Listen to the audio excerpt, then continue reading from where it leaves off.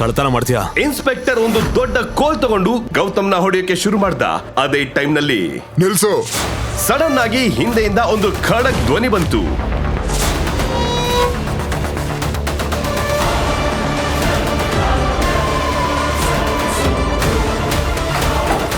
Sir, ನಿಂಗೆಷ್ಟು ಧೈರ್ಯ? ನಂಗನ್ಸುತ್ತೆ ನಿನ್ನ ಕೆಲಸ ಮತ್ತೆ ಯೂನಿಫಾರ್ಮ್ ಮೇಲೆ ನಿಂಗೆ ದ್ವೇಷ ಶುರುವಾಗಿದೆ ಅಂತ.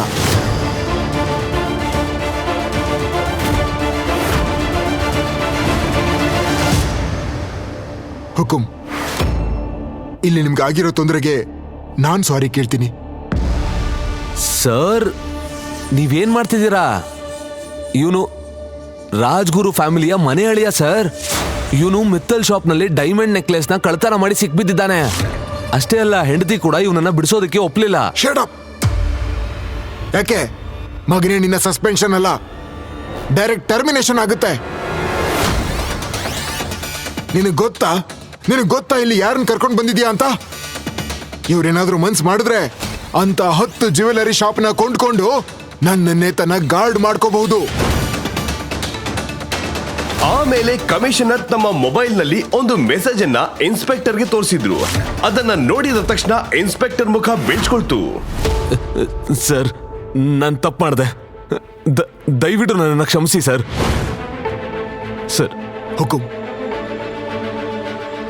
ಕ್ಷಮಿಸ್ಬಿಡಿ. ಬನ್ನಿ, ನಾನು ನಿಮ್ಮನ್ನ ನಮ್ಮ ಕಾರಲ್ಲೇ ಮನೆಗೆ ಡ್ರಾಪ್ ಮಾಡ್ತೀನಿ. ಓಕೆ, ನಾನು ಮರಿತೀನಿ, ಆದರೆ ಒಂದು ಕಂಡೀಷನ್ ಮೇಲೆ. ಹುಕುಂ. ನೀವು ಸಹ ನನ್ನ ಈ ಸೀಕ್ರೆಟ್ನ ಮರಿಬೇಕು. ನನ್ನ ಈ ಸೀಕ್ರೆಟ್ ಬಗ್ಗೆ ಯಾರಿಗೂ ಗೊತ್ತಾಗಬಾರ್ದು, ಎಸ್ಪೆಷಲಿ ನನ್ನ ಹೆಂಡತಿಗೆ. ಹುಕುಂ. ಗೌತಮ್ ಹೀಗೆ ಹೇಳಿದ ತಕ್ಷಣ ಇಡೀ ಪೊಲೀಸ್ ಸ್ಟೇಷನ್ ನಲ್ಲಿ ಕೋಲಾಹಲ ಉಂಟಾಯ್ತು. ಆದ್ರೆ ಒಂದು ಪ್ರಶ್ನೆ ಕಾಡ್ತಾ ಇತ್ತು. ಗೌತಮ್ ನಿಜವಾಗ್ಲೂ ಕಳ್ಳನ ಅಥವಾ ಇಲ್ಲಿ ಏನಾದ್ರೂ ದೊಡ್ಡ ಸೀಕ್ರೆಟ್ ಅಡಗಿದ್ಯಾ? ಮತ್ತೆ ಕಮಿಷನರ್ ಯಾಕೆ ಇವನನ್ನ ಹುಕುಂ ಅಂತ ಕರೀತಾರೆ? ಮುಂದೆ ಯಾವ ತರದ ರಹಸ್ಯ ತೆರೆದುಕೊಳ್ಳುತ್ತೆ ಅಂದ್ರೆ ನಿಮಗೆ ಶಾಕ್ ಆಗುತ್ತೆ. ಗೌತಮ್ ಸ್ಟೇಷನ್ ಇಂದ ಹೊರಗೆ ಬಂದ ತಕ್ಷಣ ಅಲ್ಲಿ ಒಂದು ಲಕ್ಸುರಿ ಕಾರ್ ಬಂದು ನಿಲ್ತು. ಅದರಿಂದ ಒಬ್ಬ ವಯಸ್ಸಾದ ವ್ಯಕ್ತಿ ಇಳಿದ್ರು. ಅವರು ಗೌತಮ್ ಕೈಗೆ ಒಂದು ಚಿಕ್ಕ ಬಾಕ್ಸ್ ನ ಕೊಟ್ರು. ಗೌತಮ್ ಅರ್ಜೆಂಟ್ ಅಲ್ಲಿ ಅನ್ವಿತಾ ಅಜ್ಜಿ ಗಾಯತ್ರಿ ದೇವಿ ಅವರ ಬರ್ತ್ಡೇ ವೆನ್ಯೂಗೆ ಹೋದ. ಅನ್ವಿತಾ ಅವನನ್ನ ನೋಡಿದಾಗ ಶಾಕ್ ಆದ್ಲು.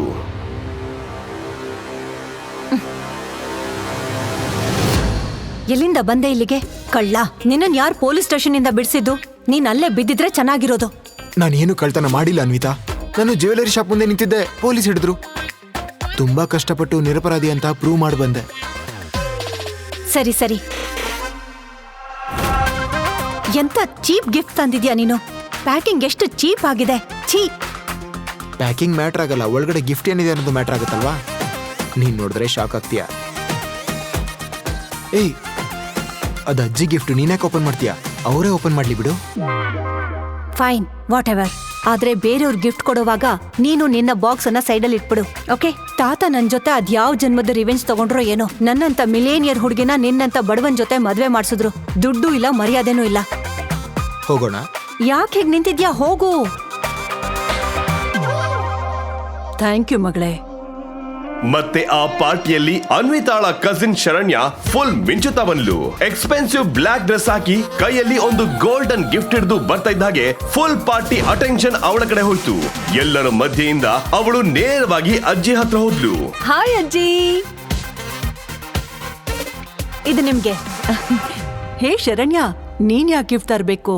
ಅಜ್ಜಿ ಏನ್ ಹೇಳ್ತಾ ಇದ್ದೀರಾ? ನಾನು ನಿಮ್ ಬರ್ತಡೆಗೆ ಖಾಲಿ ಕೈಯಲ್ಲಿ ಬರ್ಬೇಕಾ? ಅದಾಗಲ್ಲ. ನೋಡಿ ನೋಡಿ, ನೀವ್ ಇಂಪ್ರೆಸ್ ಆಗ್ತೀರಾ. ಓ ಹಾಗಾ? ಹಾಗಾದ್ರೆ ನೋಡ್ಲೇಬೇಕು.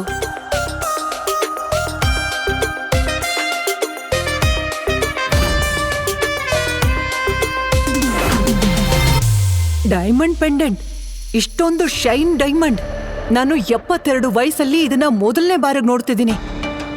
ಶರಣ್ಯ, ನೀನು ಈ ಫ್ಯಾಮಿಲಿಯ ಹೆಣ್ಣು ಮಕ್ಕಳಿಗಿಂತ ಫುಲ್ ಡಿಫ್ರೆಂಟ್, ಸೆನ್ಸಿಬಲ್ ಮತ್ತೆ ಸ್ಮಾರ್ಟರ್.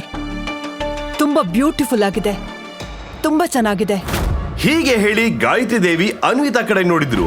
ಅನ್ವಿತಾ ಅವಮಾನದಲ್ಲಿ ತಲೆ ತೆಗೆಸಿದ್ಲು. ಈ ಡೈಮಂಡ್ ಪೆಂಡೆಂಟ್ ತುಂಬಾ ಎಕ್ಸ್ಪೆನ್ಸಿವ್ ಇರಬೇಕು ಅಲ್ವಾ ಶರಣ್ಯ? ಹೌದು, ಇದು 1.5 ಕೋಟಿದು.